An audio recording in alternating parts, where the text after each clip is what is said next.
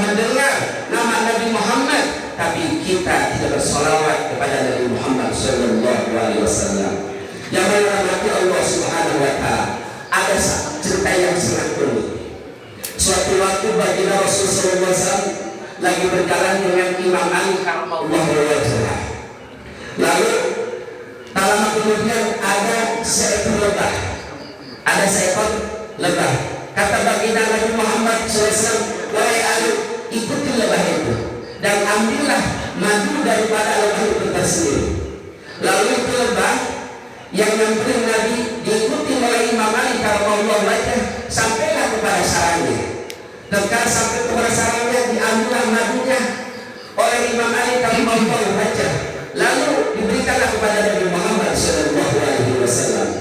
Lalu itu madu yang diberikan oleh Imam Ali kepada baginda Nabi, oleh Nabi dibelah dua belah, yang sebelah dikasih kepada Imam Ali, yang sebelah lagi dimakan oleh baginda Nabi besar Muhammad Sallallahu Alaihi Wasallam. Tak lama kemudian lebah itu datang nyamperin kepada baginda Nabi Muhammad SAW, dan seraya lebah itu berbicara dengan Nabi. Nabi berbicara dengan lebah. Terus banyak hayawan-hayawan yang berbicara dengan Nabi. Nabi itu bisa berbicara dengan hayawan. Jangankan hayawan, cuma sebatas mimbar aja. Nabi dulu pernah punya mimbar daripada uang korma. Mimbar itu lalu Nabi dibikin oleh sahabatnya mimbar yang lebih bagus, yang lebih bagus. Mimbar yang lama nggak dipakai, mimbar yang lama tahu lagi ngurusin lagi khutbah, maka terdengarlah suara tangisan kayak orang sakit atau kayak anak merintih pengen gajah nangis sejadi-jadinya. Maka Nabi bertanya, siapa yang nangis? Maka dicari yang nangis, ternyata yang nangis itu mimbar. Kata Nabi Muhammad SAW, wahai mimbar, kenapa kau nangis? Wahai baginda Rasul, saya itu nangis karena saya sudah tidak dipakai lagi oleh engkau, wahai baginda Nabi. Mimbar saja berbicara dengan Nabi, apalagi yang namanya makhluk yang bernyawa seperti lebah. Yang kita tahu bahwa makhluk yang berbicara dengan Nabi itu Nabi Sulaiman. Padahal Nabi Muhammad, jangankan dengan makhluk yang bernyawa, sampai mimbar itu sendiri bisa berbicara dengan Nabi. Pohon korma bisa berbicara dengan Nabi. Batu-batuan bisa berbicara dengan Nabi Muhammad SAW. Sungguh beruntung kita sebagai umat Nabi Muhammad SAW. Jamaah rahmati Allah Subhanahu Wa Taala. Lalu kemudian wahai lebah, kenapa madu yang kalian hasilkan itu kok manis? Bisa dimakan, manisnya lebih manis daripada yang lain, lebih manis daripada tebu, lebih manis daripada gula. Kok manis? Padahal saya tahu kamu itu mengambil sari bunga-bunga, dan saya tahu bahwa setiap bunga itu pasti pahit, bunga itu pasti kecil. Tapi ketika kau makan lalu kau mengeluarkan madu, kenapa ketika kau bisa manis madu yang kau keluarkan daripada tubuh wahai lebah? Kata lebah kepada Nabi Muhammad SAW, wahai Rasulullah SAW, tidaklah aku memakan satu bunga daripada bunga-bunga yang ada di muka bumi ini, kecuali setiap aku makan bunga itu aku berselawat kepada engkau, wahai Nabi Muhammad Sallallahu Alaihi Wasallam. Subhanallah, seekor lebah yang mana dia mengambil sakit hati daripada bunga-bunga itu yang pahit, yang kecil, tapi bisa menghasilkan madu yang manis yang luar biasa dengan Allah Subhanahu Wa Taala. Masya Allah, kenapa tidak? Dalam kehidupan kita mungkin kita dalam rumah tangga ada pahitnya, ada kecilnya, ada susahnya, ada dengan kekurangan-kekurangan usaha pun. Kenapa kita sebagai umat Nabi Muhammad Sallallahu Alaihi Wasallam, kita itu khairul ummah, sebaik-baiknya umat, kita ini umat yang paling hebat di dunia ini, melebihi umat-umat Bani Israel, melebihi umat-umat terdahulu, melebihi umat-umat kaum Nabi Nuh, melebihi umat-umat kaum Nabi Musa. Kita ini khairul ummah, sebaik-baiknya umat. Kenapa? Kalau kita hidup ini kurang bersalawat kepada Nabi Muhammad SAW. Coba dalam kehidupan kita, ketika kita menghadapi dengan kepahitan, dengan kegagalan, perbanyaklah dalam rumah tangga kita, dalam rumah kita, majelis kita, masjid kita, bersalawatlah kepada Nabi Muhammad SAW. Sallallahu alaihi Muhammad. Jamaah rahmat Allah Subhanahu Wa Taala.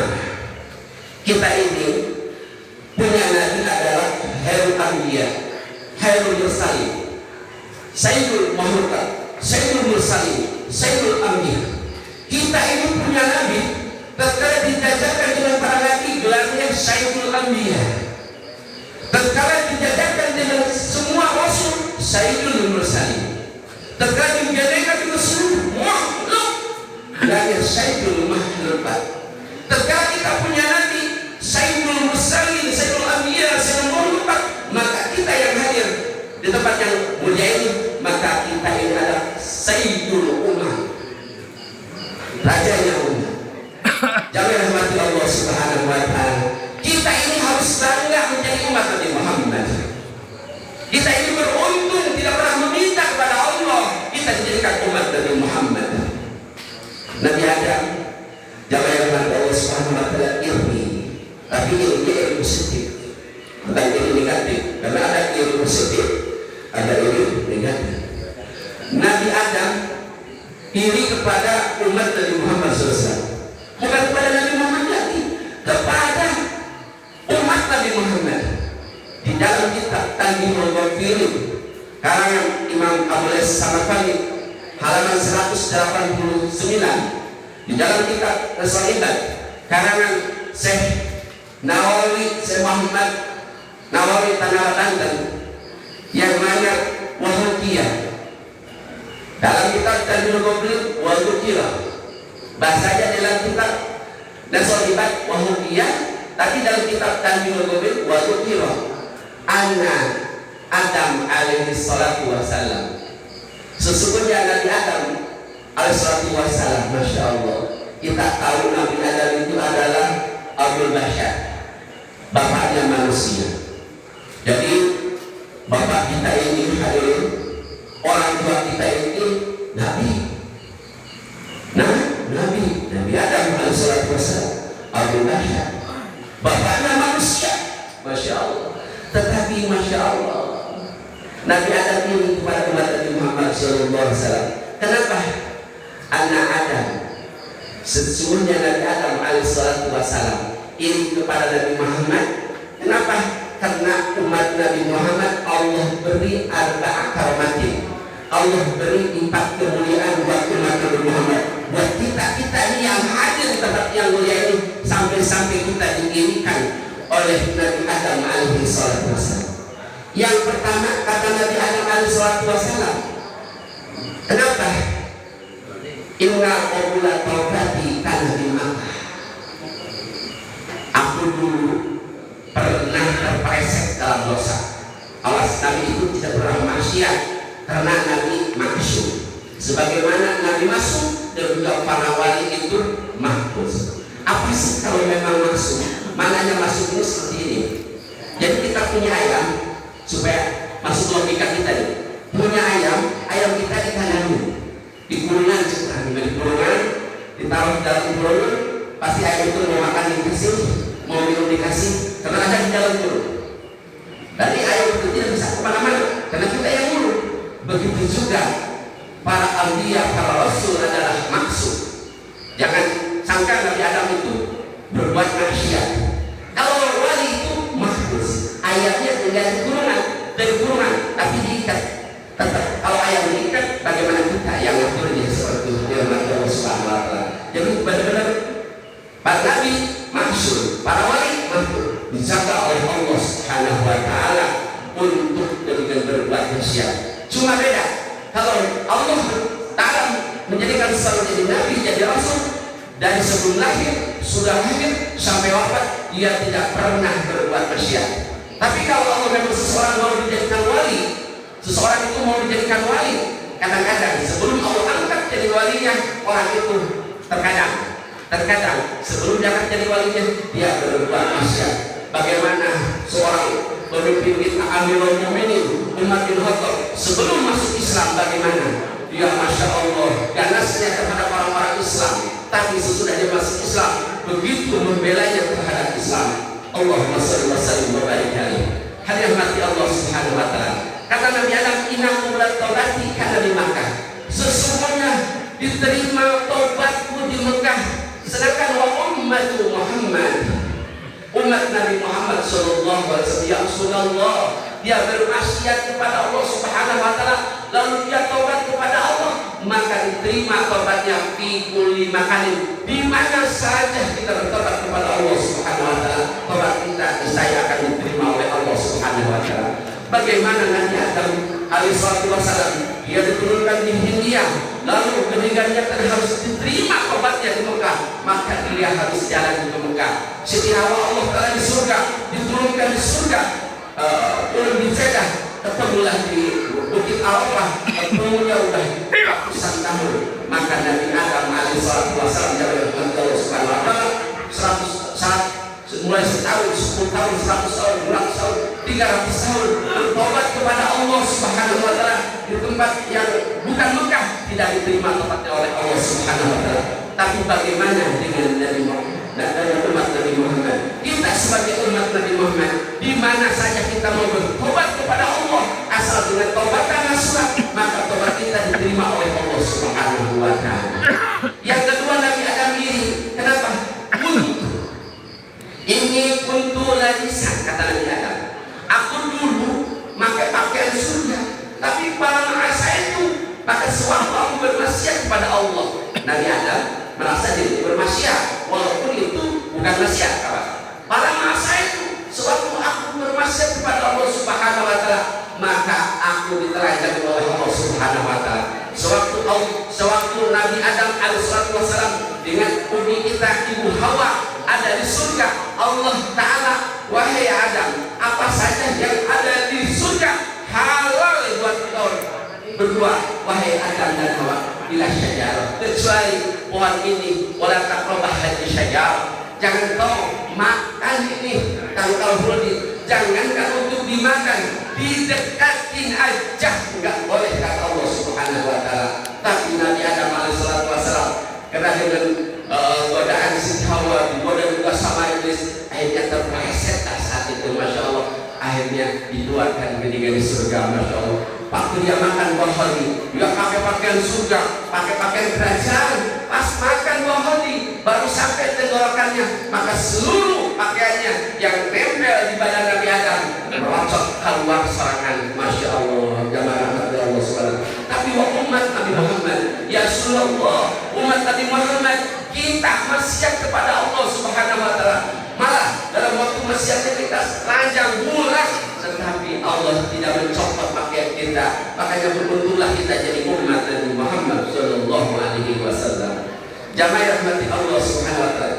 Yang ketiga, kata Nabi Adam alaihi wasallam, sewaktu aku di surga, dulu aku di surga, masya Allah, aku bermaksiat di surga, dikeluarkan di surga. Umat Nabi Muhammad, masya Allah, bermaksiat di dunia, kalau tobat maka dia dimasukkan kepada surganya Allah Subhanahu wa taala. Maka beruntunglah kita sebagai ketiga umatnya Nabi Muhammad sallallahu alaihi wasallam. Maka kita harus bangga jadi umatnya Nabi Muhammad. Jangan malu kita memegang Islam, jangan malu kita jadi umat Nabi Muhammad. Kita ini harus pede. Kenapa? Karena kelak di akhirat kita akan menjadikan saksi di depan para nabi terdahulu. Masya Allah, nabi-nabi terdahulu minta persaksian, maka kita akan dipanggil di hadapan Allah Subhanahu wa taala untuk menyaksikan bahwa nabi-nabi terdahulu menyampaikan risalah Allah kepada umatnya. Kita akan dipanggil umat Nabi Muhammad sallallahu alaihi wasallam. Alhamdulillah. Jamaah rahmati Allah Subhanahu wa taala. Acara maulid yang seperti ini hadir amal Allah Subhanahu wa taala. Mungkin kita dengan datangnya bulan Rabiul Awal, malah tidak cukup dengan bulan Rabiul Awal, datang Rabiul Tsani kita tetap masih melaksanakan. Kita jangan merasa bosan. Kenapa? Karena ini acara maulid ini bukan sesuatu yang baru. Acara maulid itu sampai Nabi Isa alaihissalatu wassalam mengabarkan di dalam surah As-Saff ayat 6. Bismillahirrahmanirrahim. Qala Isa bin Maryam, sewaktu berkata Isa bin Maryam, ya Bani Israel, wahai Bani Israel, ini Rasulullah ilaikum, aku ini utusan Allah buat kalian, kata Nabi Isa bin Maryam alaihissalatu wassalam. Musaddiqan lima baina yadayya min Allah, dan aku akan membenarkan kepada kitab yang sebelum aku, yaitu kitab Taurat yang diturunkan oleh Allah Subhanahu wa taala kepada Nabi Musa alaihi salatu wasallam. Wa basyiran bi rasuliyati min ismu Ahmad, dan akan datang seorang rasul sesudah aku yang namanya Ahmad. Karena Nabi Muhammad di alam langit namanya Ahmad, di alam dunia namanya Muhammad sallallahu alaihi wasallam. Masya Allah, hanya pala najahum bil bainat. Maka sewaktu datang Nabi Muhammad kepada orang-orang Bani Israel, kepada orang-orang Yahudi, kepada orang-orang Nasrani, bagaimana? Kalau Allah Ta'ala mengutus Nabi Muhammad di kalangan orang Nasrani dan orang dengan Yahudi, apa yang dibawakan oleh Nabi Muhammad, dia mengatakan bahwa yang dibawakan Muhammad itu adalah sihir yang nyata. Nauzubillah min dzalik. Di zaman Nabi-nya masih ada, hadirin yang dirahmati Allah Subhanahu wa taala, orang tidak percaya.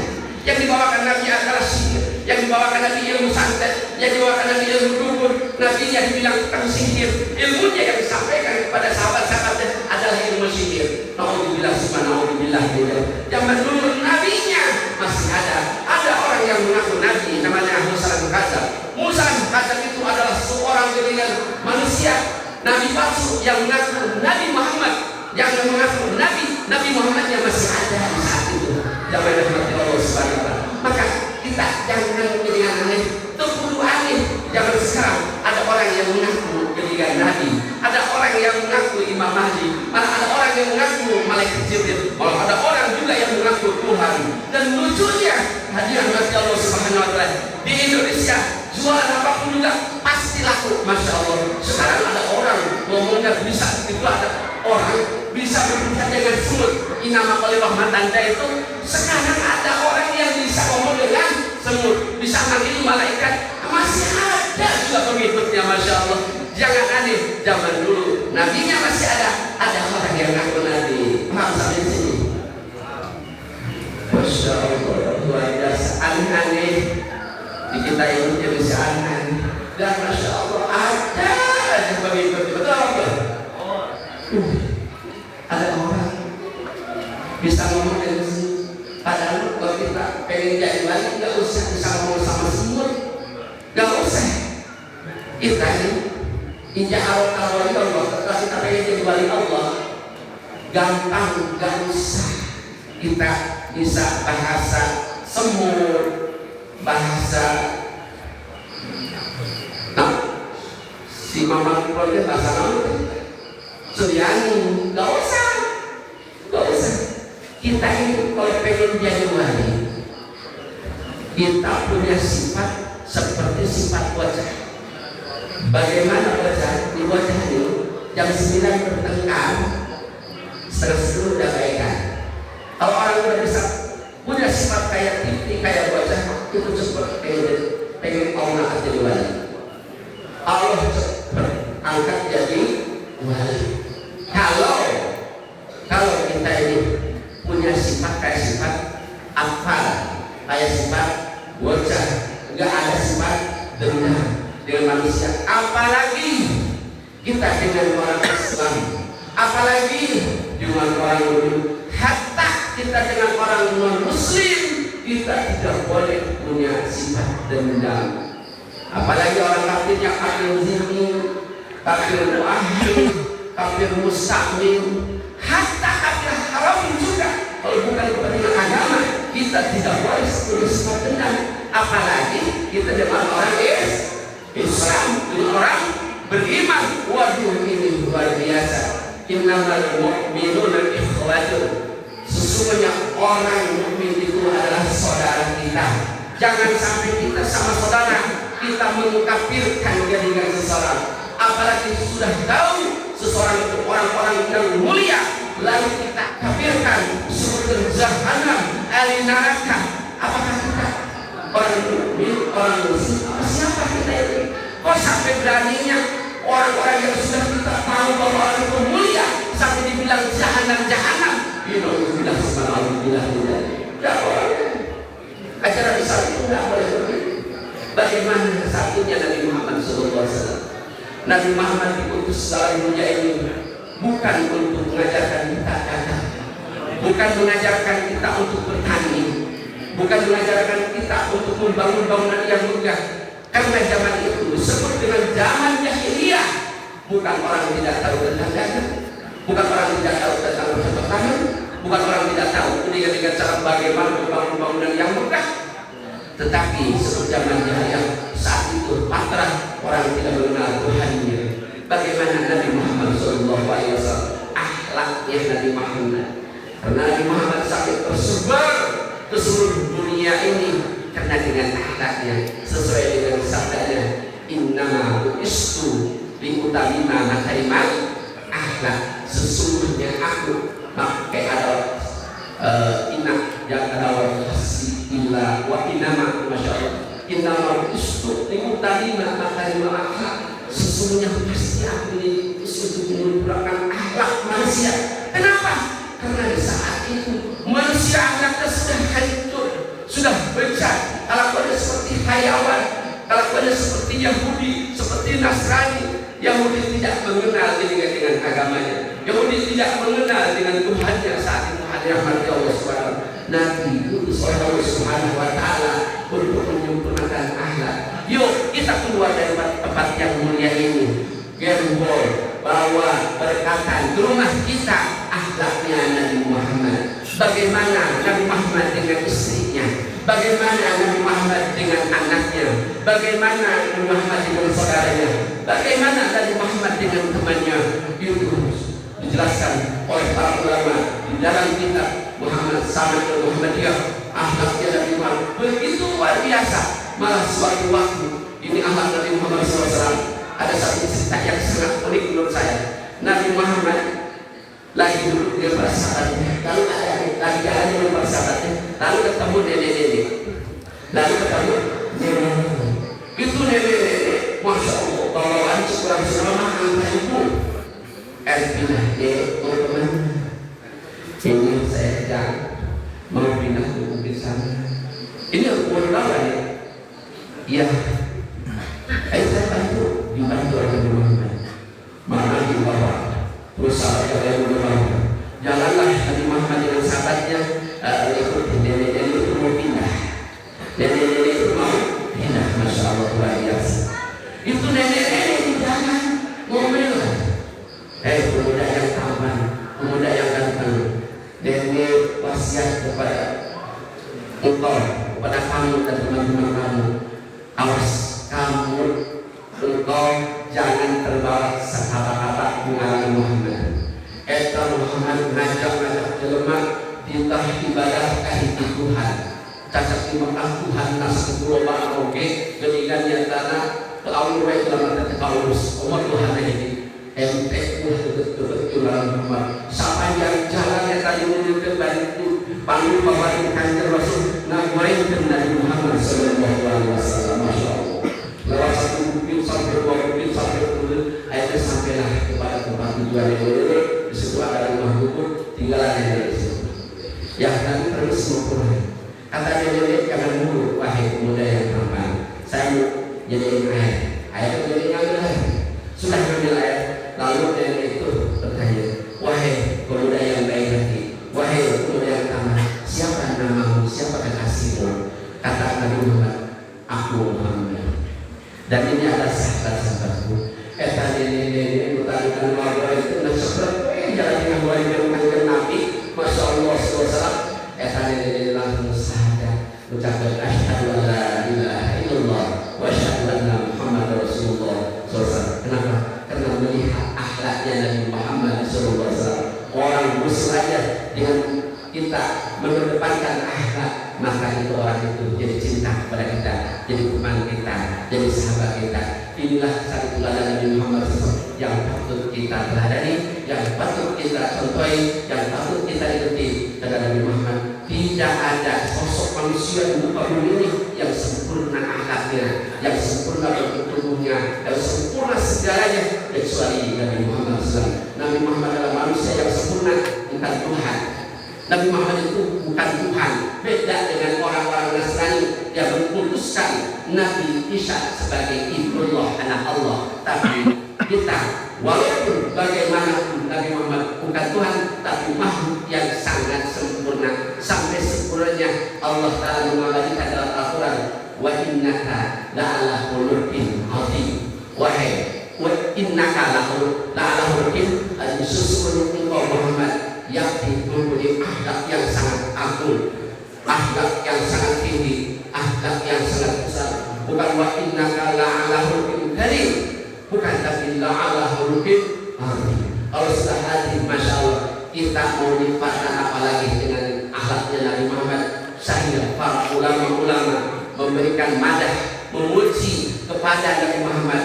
Islam tidak ada yang mampu mengikuti bagaimana mujinya Allah Subhanahu wa Ta'ala kepada Nabi Muhammad.